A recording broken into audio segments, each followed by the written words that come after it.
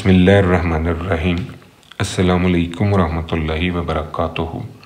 लाखों करोड़ों दरूदो सलाम नबी करीम सल्लल्लाहु अलैहि वसल्लम पर और आपकी आल पर। इस वीडियो लेक्चर में हम बेटा डिस्कस करेंगे कोलमोग्रोव-स्मिर्नोव टेस्ट। ये एक नॉन पैरामीट्रिक टेस्ट है। ऐसे डाटे पर हम यूज़ करते हैं जिसकी डिस्ट्रीब्यूशन का हमें कोई आइडिया नहीं होता, मतलब कि ये डिस्ट्रीब्यूशन फ्री टेस्ट है as compare to parametric test जिनमें हमें डिस्ट्रीब्यूशन का पता होता है, जैसे टी टेस्ट है, एफ टेस्ट है, जी टेस्ट है, अनोवा टेस्ट है। ये जब भी हम अप्लाई कर रहे होते हैं तो हमें डाटे की पेरेंट डिस्ट्रीब्यूशन के बारे में इंफॉर्मेशन होती है, लेकिन नॉन पैरामीट्रिक टेस्ट में हमें डाटे की पेरेंट डिस्ट्रीब्यूशन का कोई आइडिया नहीं होता। अब ये जो कोलमोग्रोव-स्मिर्नोव टेस्ट है ये कंटिन्यूस डाटे के लिए हम यूज़ करते हैं, और इसमें जो टेस्ट स्टैटिस्टिक हम यूज़ करते हैं जिसे हम डी कहते हैं, ये जो डिफरेंस है ऑब्जर्व्ड और एम्पिरिकल क्यूमुलेटिव डिस्ट्रीब्यूशन फंक्शन का, उसकी मैक्सिमम वैल्यू जो है वो हम as a test statistic use करते हैं। अब यहाँ पर ये जो एफ नॉट एक्स है ये ऑब्जर्व्ड है और एफ एन एक्स जो है ये एम्पिरिकल क्यूमुलेटिव डिस्ट्रीब्यूशन फंक्शन है। अब ये जो डिस्ट्रीब्यूशन फंक्शन का आइडिया है पहले हमने ये क्लियर करना है। लेट्स सी कि हमारे पास ये 8 ऑब्जर्वेशंस हैं, तो इन 8 ऑब्जर्वेशन से हम क्यूमुलेटिव डिस्ट्रीब्यूशन फंक्शन जो है ये कैसे बनाएंगे। तो फर्स्ट ऑफ ऑल हमने इनको असेंडिंग ऑर्डर में लिख लिया, और असेंडिंग ऑर्डर में लिखने के बाद हमने नोटिस किया कि 0 जो है ये कितनी बार आया है। तो ये टोटल वैल्यूज़ 8 हैं और उन 8 में 0 एक बार है, तो हम इसकी प्रोबेबिलिटी लिखेंगे 1/8। सिमिलर पैटर्न 1 देखेंगे कितनी बार आया है, तो 1 भी एक टाइम है तो ये 1/8। 2 जो है ये 2 टाइम आया है, 2 और ये भी 2 है तो ये प्रोबेबिलिटी बनेगी 2/8। सिमिलर पैटर्न 4 के लिए 1/8। 6 2 टाइम है तो इसकी प्रोबेबिलिटी 2/8। 7 1 टाइम है तो ये 1/8। अब हमने ये कैपिटल एफ एक्स जो है इसको समझना है। ये बेसिकली आपका एम्पिरिकल डिस्ट्रीब्यूशन फंक्शन है, यानी एक ऐसा फंक्शन जो प्रोबेबिलिटीज़ को क्यूमुलेट करता है from lower limit up to specific value. तो ये जो पहली वैल्यू है ये एज इट इज़। अब इसमें हमने ये सम अप किया तो ये आंसर आया, इसमें ये सम अप किया तो ये आंसर, इसमें ये सम अप हुआ। सिमिलर पैटर्न हमने ये कैपिटल एफ एक्स का जो आंसर का रो है ये एक्सपेंड कर लिया।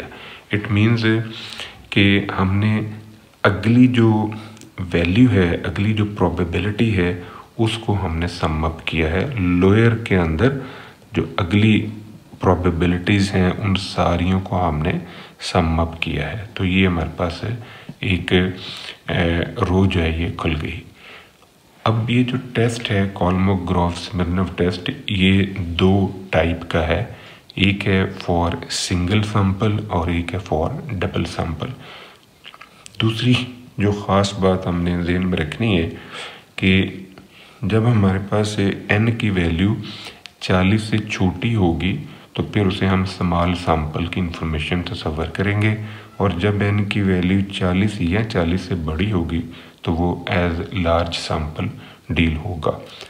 जो हमारा टेस्ट स्टैटिस्टिक है डी जो है, जैसा कि हमने ऊपर डिस्कस किया कि ये जो डिफरेंस है ऑब्जर्व्ड और एम्पिरिकल क्यूमुलेटिव डिस्ट्रीब्यूशन फंक्शंस का, उसका जो मॉड है उसकी मैक्सिमम वैल्यू हमने लेनी है एज ए टेस्ट स्टैटिस्टिक।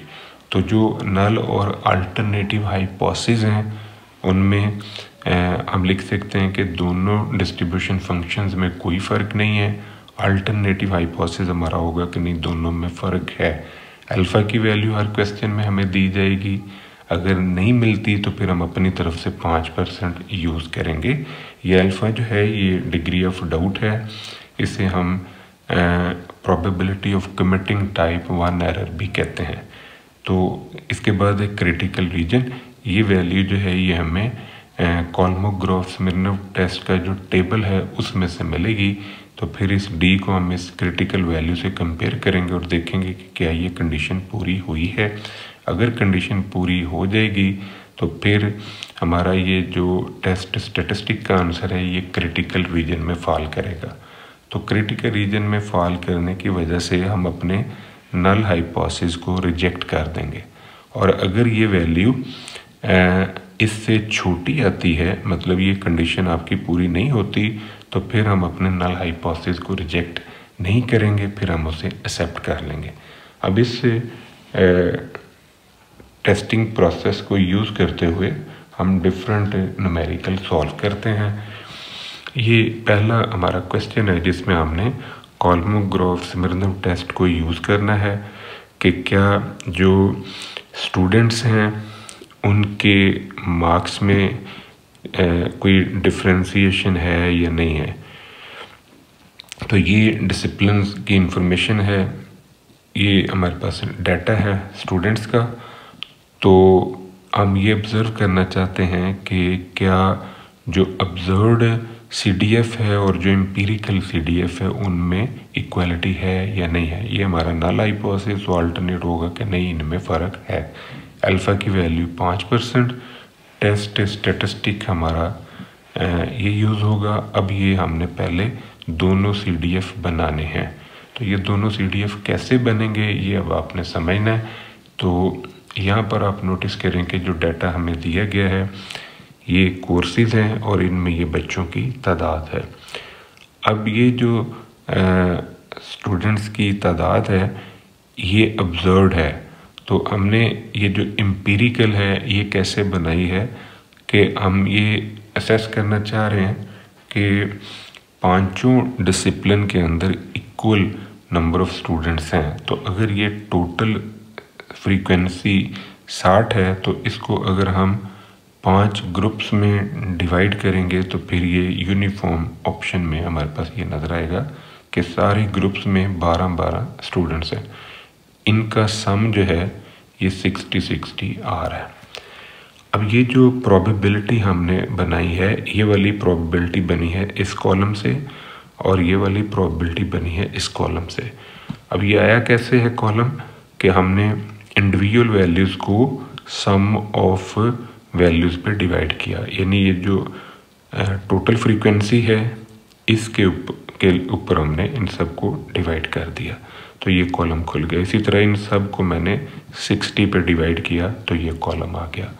अब ये ऑब्जर्व्ड क्यूमुलेटिव डिस्ट्रीब्यूशन फंक्शन और ये हमारा एम्पिरिकल क्यूमुलेटिव डिस्ट्रीब्यूशन फंक्शन, ये कॉलम कैसे खुला है नोट करें। ये वाली वैल्यू एज इट इज़, अब इसमें हमने ये 9/60 प्लस किया तो ये कॉलम बनने लग गया। इसमें मैंने ये 11/60 प्लस किया, फिर इसमें ये 16/60, देन 19/60, तो ये कॉलम खुल गया। सिमिलर पैटर्न, ये वाली वैल्यू मैंने एज इट इज़ लिखी और इसमें फिर ये अगली प्रोबेबिलिटी ऐड की, फिर इसमें उससे अगली प्रोबेबिलिटी ऐड की, फिर इसमें उससे अगली प्रोबेबिलिटी ऐड की, फिर इसमें उससे अगली प्रोबेबिलिटी ऐड की, तो ये कॉलम खुल गया। अब ये हमने डी बनाया है और डी जो है अकॉर्डिंग टू दिस फार्मूला, यानी इन दोनों का हमने डिफरेंस लेना है। जो वैल्यूज़ नेगेटिव आएंगी मॉड लगने की वजह से वो हो जाएंगी प्लस की। तो इन का जब हम डिफरेंस लेते हैं तो ये हमारे पास कॉलम खुल जाता है। अब इस कॉलम में जो सबसे बड़ी वैल्यू है वो हमने एज ए टेस्ट स्टैटिस्टिक लेनी है, क्योंकि मैक्सिमम डिफरेंस जो है वो हम एज टेस्ट स्टैटिस्टिक यूज़ कर रहे हैं। तो इस कॉलम में जो सबसे बड़ी वैल्यू है वो ये 11/60 है। तो ये हमारा होगा टेस्ट स्टैटिस्टिक का आंसर। अब हमने आना है क्रिटिकल रीजन में। तो हमारे पास जो n है यानी नंबर ऑफ स्टूडेंट्स, तो ये 60 है, n हमारा 40 से बड़ा है। तो जब n हमारा 40 से बड़ा होगा तो ऐसी सिचुएशन में हम फिर लार्ज सैंपल का जो पैटर्न है वो यूज़ करते हुए क्रिटिकल वैल्यू निकालेंगे। तो अब नोट करें, ये मेरे पास कोलमोग्रोफ-स्मिर्नोव टेस्ट के लिए क्रिटिकल वैल्यूज़ का टेबल है। यहाँ पर हमने जो अल्फ़ा की वैल्यू लेनी है वो ये 0.05 है, ये यूज़ कर रहे हैं फॉर 2 टेल के लिए, और इस तरफ ये डिग्री ऑफ फ्रीडम्स का कॉलम खुला हुआ है। तो हमारे पास जो n है वो है 60, तो ये 40 तक तो टेबल वैल्यूज़ दे रहा है और 40 से ऊपर के लिए हमने ये यूज़ करना है। तो आप नोट करें कि ये वैल्यू जो है ये हम as a critical value use करेंगे। यहाँ पर n की कीमत हम रखेंगे 60, तो इसका जो सोल्यूशन है वो फिर क्रिटिकल वैल्यू कहलाएगा। तो आप ऑब्ज़र्व करें कि ये मैंने यहाँ पर n की वैल्यू 60 रख के ये वैल्यू निकाल ली। अब जो d की वैल्यू है जो हमने टेस्ट स्टैटिस्टिक से निकाली है वो ये आंसर है। इसको जब हम यहाँ पर रख के कंपेयर करते हैं तो हमारी ये कंडीशन जो है ये पूरी हो रही है। तो फिर हम ये कह सकते हैं कि ये जो d है टेस्ट स्टैटिस्टिक, इसकी वैल्यू क्रिटिकल रीजन में फॉल कर गई है। तो क्रिटिकल रीजन में फॉल करने से हम अपने नल हाइपोथेसिस को रिजेक्ट कर देंगे। नेक्स्ट है क्वेश्चन, ये डाटा हमें दिया गया है 11 कुछ पॉइंट्स की इंफॉर्मेशन है। हमने अब इसके ऊपर टेस्टिंग करनी है कि ये जो डाटा है इसका जब हम क्यूमुलेटिव डिस्ट्रीब्यूशन फंक्शन बनाते हैं और एक ये यूनिफॉर्म डिस्ट्रीब्यूशन है, तो ये दोनों जो हैं ये सेम है। अब जो दोनों की इंफॉर्मेशन है उसको यूज़ करके हम जो टेस्ट स्टैटिस्टिक बनाएंगे d observed cumulative distribution function और एम्पिरिकल क्यूमुलेटिव डिस्ट्रीब्यूशन फंक्शन, इन दोनों का डिफरेंस लेंगे, उसका मॉड और फिर मैक्सिमम वैल्यू जो है वो हम यूज़ करेंगे। अब इसमें जो CDF हम इसमें से निकालेंगे वो एम्पिरिकल होगा और जो CDF हम इन वैल्यू से निकालेंगे वो हमारा ऑब्जर्व्ड होगा। तो नल और अल्टरनेटिव हाइपोथेसिस में नल में इक्वलिटी आ गई, अल्टरनेटिव हाइपोथेसिस में नॉट इक्वल, अल्फा की वैल्यू 5%। तो ये जो हमारा FN है ये अननोन CDF है फ्रॉम विच डाटा सैम्पल्ड, और ये जो F0x है ये हमारा यूनिफॉर्म डिस्ट्रीब्यूशन से रिलेटेड जो डाटा है। तो इसमें से हमने पहले निकालना है क्यूमुलेटिव डिस्ट्रीब्यूशन फंक्शन। ये यूनिफॉर्म डिस्ट्रीब्यूशन कंटिन्यूस है, 0 to x इसका CDF बनाएंगे। तो 1/2 का जो इंटीग्रल है ये होगा x/2, लिमिट रख के भी ये आंसर हमारे पास आना है। ये हमारा कॉलम जो है यूनिफॉर्म डिस्ट्रीब्यूशन के हवाले से जो CDF है ये खुल जाएगा। अब जो FN है, FN के हवाले से जो CDF बन रहा है वो k/8। तो यहाँ पर अब हमने k की वैल्यूज रखनी है 1 2 3 4 5 6 7 8, तो ये कॉलम हमारा खुल जाएगा। यहाँ पर k की कीमतें रखने से ये कॉलम खुला, और ये वाली जो कीमतें हैं ये कीमतें हम यहाँ पर रखेंगे x की जगह, तो इससे ये कॉलम हमारा खुल जाएगा। अब फिर हमने इन दोनों का डिफरेंस लेना है, डिफरेंस लेके ये कॉलम हमारा ओपन हो रहा है। तो इस कॉलम में हम नोट करेंगे कि हमारा मैक्सिमम आंसर जो है वो क्या आ रहा है। तो जो हमारा मैक्सिमम आंसर है वो है 0.145। इस कॉलम में सबसे बड़ी वैल्यू ये है, तो ये हमारा टेस्ट स्टैटिस्टिक का आंसर है। नेक्स्ट हमने आना है क्रिटिकल रीजन में। तो हमारा n जो है वो 40 से छोटा है, इस वजह से जो क्रिटिकल वैल्यू है वो हम इसी टेबल से लेंगे। यहाँ से 0.05 और इस तरफ से 8, तो ये आंसर आ रहा है 0.454। तो ये जो वैल्यू है इससे टेस्ट स्टैटिस्टिक की वैल्यू को हमने इस टेबल की वैल्यू से कंपेयर करना है। और आप नोट करें कि जी ये वैल्यू जब हम यहाँ पर रखते हैं तो ये कंडीशन जो है ये हमारी पूरी नहीं होती, मतलब ये वैल्यू इससे छोटी है। तो ये आंसर जो है ये हमारा AR में गिरा। AR में गिरने की वजह से हम नल हाइपोथेसिस को रिजेक्ट नहीं करेंगे बल्कि एक्सेप्ट कर लेंगे। नेक्स्ट एक और क्वेश्चन है, ये डाटा आपको दिया गया है 10 वर्कर्स का और उनकी जो डेली टाइमिंग है जो उन्होंने वेस्ट की है। तो इसके ऊपर अब हमने चेकिंग करनी है कि क्या यहाँ कॉल्मोग्राफ सिमिलर टेस्ट किस तरह वर्क कर रहा है।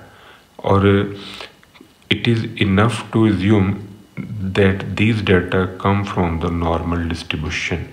तो ये डाटा जो है हमने एज्यूम करना है कि ये नॉर्मल डिस्ट्रीब्यूशन से जनरेट हुआ है। तो यहाँ पर अब पहले हम CDF यूज़ करेंगे। तो CDF जो है ये बनेगा नॉर्मल डिस्ट्रीब्यूशन के हवाले से इस फार्मूले से। ये हमारा ऑब्जर्व्ड CDF का पैटर्न बनेगा। यहाँ इसको हमने अब Z में कन्वर्ट करना है। तो x में से म्यू निकालें, सिग्मा पे डिवाइड करें। म्यू की वैल्यू हमें दी है 120 और सिग्मा है 10। अब ये हमारा फाई का एक फंक्शन खुल गया।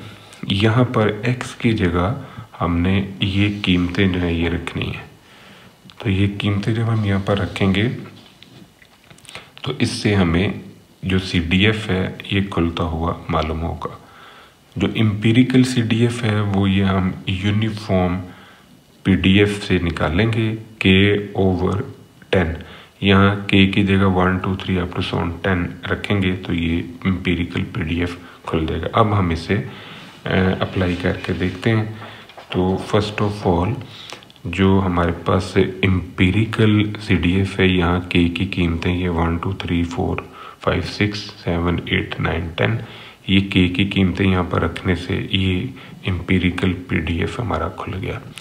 ये जो x की वैल्यूज़ हैं, ये x की वैल्यूज़ हमने यहाँ पर रखी और इनको सॉल्व किया। तो जो आंसर हमारे पास आया उसको फिर हमने क्यूमुलेटिव प्रोबेबिलिटी के टेबल में देखा। तो ये जो आंसर्स हैं जब हम इनको क्यूमुलेटिव प्रोबेबिलिटी के टेबल में देखेंगे तो ये हमारे पास फंक्शन खुल जाएगा। ये जो स्टैंडर्ड नॉर्मल डिस्ट्रीब्यूशन का टेबल है उसमें से देखना है और वो क्यूमुलेटिव फॉर्म का है। तो अब इन दोनों का डिफरेंस लें, ये कॉलम हमारे पास बनेगा और ये डिफरेंस मॉड की सूरत में लेना है क्योंकि कुछ वैल्यूज़ नेगेटिव हैं वो फिर पॉजिटिव होंगी। तो अब हमने देखना है कि इसमें सबसे बड़ी वैल्यू कौन सी है। तो सबसे बड़ी वैल्यू हमारे पास आ रही है 0.3580। तो ये हमारा टेस्ट स्टैटिस्टिक का आंसर बन गया। क्रिटिकल वैल्यू हम टेबल से लेंगे। n हमारा 10 है जो कि 40 से छोटा है। तो इस वजह से हमें जो टेबल की वैल्यू है वो अब मिल जाएगी इसी फॉर्म से। ये जो कोलमोग्रोफ-स्मिर्नोव टेस्ट का टेबल है ये 0.05 और इधर से 10, तो ये आंसर आ रहा है 0.409। अब ये जो टेस्ट स्टैटिस्टिक की वैल्यू है जब हम इसे यहाँ पर रख के देखते हैं तो ये कंडीशन हमारी पूरी नहीं होती। मतलब ये वैल्यू हमारी AR में गिरी। AR में गिरने से हम अपने नल हाइपोथेसिस को रिजेक्ट नहीं करेंगे। ये जो कोलमोग्रोफ-स्मिर्नोव टेस्ट आपने यूज़ किया ये है फॉर सिंगल सैंपल। तो अब हम डबल सैंपल से रिलेटेड कुछ क्वेश्चन सॉल्व करते हैं। तो डबल सैंपल में हमारे पास ये मैन और विमेन की इंफॉर्मेशन है with respect to age. 4 man है जो इस एज में है, 7 विमेन है जो इस एज में है। तो अब हमने टेस्ट करना है कोलमोग्रोफ-स्मिर्नोव टेस्ट। तो इसमें एक CDF हम बनाएंगे मैन के लिए, एक CDF बनाएंगे विमेन के लिए। जो मैन के लिए हम बना रहे हैं इनको सम अप किया तो ये टोटल है 80। तो आप नोट करें पहला आया 4/80। अब इस 4 के अंदर ये 11 आपने प्लस कर लेना है तो अगली वैल्यू आएगी 15/80। फिर इसमें ये 5 ऐड किया तो ये 20। फिर इसमें ये 7 ऐड किया। इस तरह ये कॉलम हमारा खुल गया। सिमिलर पैटर्न ये जो विमेन का कॉलम है इसको सम अप किया तो ये 62 है। हर वैल्यू को 62 पे आप डिवाइड कर लें और फिर आपने ये क्यूमुलेटिव प्रोबेबिलिटी का टेबल बनाया। पहला आ गया 7/62। इस 7/62 में फिर ये 4 आपने ऐड करना है। तो 4 ऐड करेंगे यानी 4/62 होगा, वो ऐड करेंगे तो ये 11/62। देन ये 1 ऐड एंड सो ऑन, ये कॉलम हमारा खुल जाएगा। अब इन दोनों का लेना है डिफरेंस और डिफरेंस लेके हमने मॉड यूज़ करना है। यानी नेगेटिव वैल्यू हमने ये यूज़ नहीं करनी, प्लस की लेनी है। तो सबसे बड़ी जो वैल्यू होगी वो हमारा टेस्ट स्टैटिस्टिक कहलाएगा। सबसे बड़ी वैल्यू आ रही है 0.229, तो ये वैल्यू जो है ये हम एज ए टेस्ट स्टैटिस्टिक लेंगे। आप नोट करें कि जो नल हाइपोथेसिस है उसमें इक्वालिटी आ गई, alternative hypothesis not equal, alpha 5%, test statistic ये बना। अब हमने आना है क्रिटिकल रीजन में। तो क्रिटिकल रीजन में चूँकि अब हम 2 सैंपल में काम कर रहे हैं, तो 2 सैंपल की वजह से ये जो क्रिटिकल वैल्यू निकाली है ये हमने इस फार्मूले से निकाली है। इस फार्मूले के अंदर कीमतें पुटअप की, N1 80 है, N2 62 है, तो ये कीमतें रखने से ये आंसर हमारा मिल गया। ये वाली वैल्यू जो है ये वैल्यू हमें मिली है कोलमोग्रोव-स्मिर्नोव के लास्ट पॉइंट से, यानी N जो है ये हमारा 40 है, 40 से बड़ा है, तो इस वजह से ये वैल्यू जो है ये हम यूज़ करेंगे 0.05 के हवाले से। तो ये कीमत जो है ये 1.36 बन जाएगी राउंड ऑफ हो के, ये वैल्यू जो है ये हमने निकाली। अब जो टेस्ट स्टैटिस्टिक की कीमत है इसको इससे जब कंपेयर करते हैं तो ये वाला आंसर जो है ये हमारा इससे छोटा है, मतलब ये वैल्यू एयर में गिरी। एयर में गिरने से हम अपने नल हाइपोथेसिस को रिजेक्ट नहीं करेंगे बल्कि एक्सेप्ट कर लेंगे। नेक्स्ट ये क्वेश्चन है अनइक्वल सैंपल्स का। तो यहाँ पर जो दोनों सैंपल्स हैं इनके ऊपर अब हमने कोलमोग्रोव-स्मिर्नोव टेस्ट जो है वो अप्लाई करना है और चेक करना है कि क्या सेम डिस्ट्रीब्यूशन बनती है कि नहीं बनती। तो ये दोनों का CDF सेम, तो दोनों का CDF not same, alpha 5%। Test statistic की ये वैल्यू बनेगी। अब यहाँ पर जो X1 है, X1 में और X2 की जो वैल्यूज़ हैं इनको हमने पहले असेंडिंग ऑर्डर में लिखा। सबसे छोटी वैल्यू हमारे पास सैंपल 2 में पड़ी हुई है जो कि 22 है, फिर 25, फिर 26 और उसके बाद फिर सैंपल 1 की वैल्यू आती है 29, देन सैंपल 2 की वैल्यू, फिर सैंपल 1 की वैल्यू, और फिर इस तरह ये मैंने इनको तरतीब में लिखा हुआ है, यानी असेंडिंग ऑर्डर में दोनों सैंपल्स की वैल्यूज़ को लिख लिया। अब जो सैंपल 1 के अंदर कुल वैल्यूज़ हैं वो हैं 6, तो इसकी प्रोबेबिलिटी 1/6, तो इसकी प्रोबेबिलिटी भी 1/6। अब ये CDF फॉर्म में लिखा हुआ है, ये कॉलम आपने समझना है कि ये कैसे बना है। यहाँ पर वैल्यू नहीं है तो ये 0 0 आ गया, यहाँ पर एक वैल्यू है तो 1/6। अब यहाँ 0 है तो ये 1/6 में ये 0 ऐड हुआ, तो ये अब ये वैल्यू है तो इसकी प्रोबेबिलिटी होगी 1/6।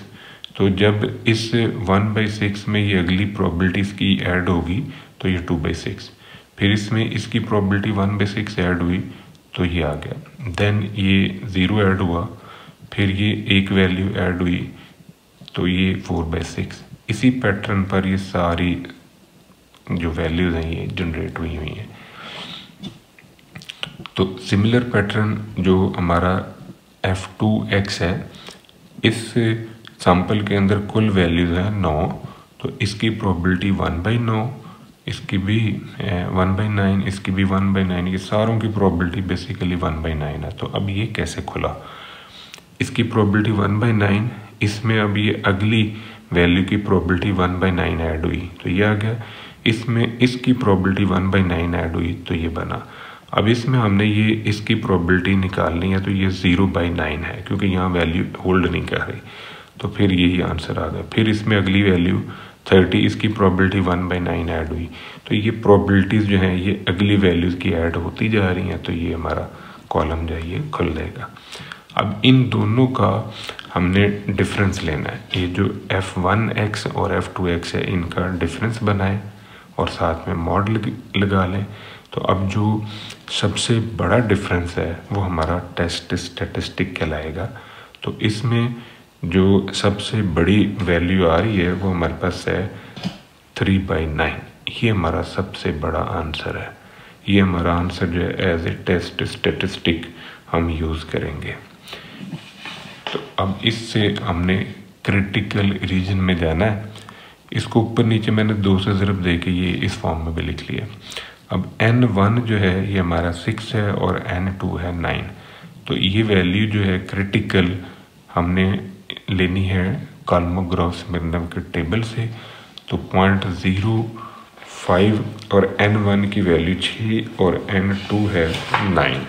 तो अब ये 2 सैंपल वाला जो कॉल्मोग्रोव-स्मिर्नोव का टेबल है ये हम यूज़ करेंगे। n1 6 है और n2 है 9। n1 की वैल्यू 6 और n2 7 भी नहीं 8 भी नहीं, ये हमने लेना है 9। तो इसको जब हम 5% पे देखते हैं तो ये 2/3 आ रहा है, यानी 5% पे देख ले या 0.95 पे देख लें, यानी क्यूमुलेटिव फॉर्म में आपने देखना है तो इसको आप 0.95 के लिहाज से भी देख सकते हैं। तो ये 2/3 आंसर है। अब इस 2/3 को मैंने ऊपर नीचे 6 से मल्टीप्लाई करके ये फॉर्म बना ली। डिवाइज़र मैंने सेम करने की कोशिश की है, इसका डिवाइज़र और इसका डिवाइज़र सेम, ताकि कंपैरिजन ज़रा आसान हो जाए। अब ये जो डी का आंसर है इसको जब हम इससे कंपेयर करते हैं तो ये डी का आंसर जो है ये इस वैल्यू से बड़ा नहीं है, ये छोटा है। तो ये डी जो है ये हमारा एयर में गिरा। एयर में गिरने से हम अपने नल हाइपोथेसिस को रिजेक्ट नहीं करेंगे बल्कि उसे एक्सेप्ट कर लेंगे। अब इस 2 सैंपल से रिलेटेड 2 क्वेश्चन ये आपने खुद सॉल्व करने हैं। ये अनइक्वल सैंपल का क्वेश्चन है, तो यहाँ पर जो है ये आपके पास बॉयज़ एंड गर्ल्स के हवाले से इंफॉर्मेशन है। ये 2 क्वेश्चन जो है ना ये प्रैक्टिस के लिए आपने लेने हैं। ये था आज का टॉपिक। दुआ में याद रखिएगा। इंशाल्लाह अगली वीडियो के साथ फिर हाजिर होंगे। फी अमान अल्लाह।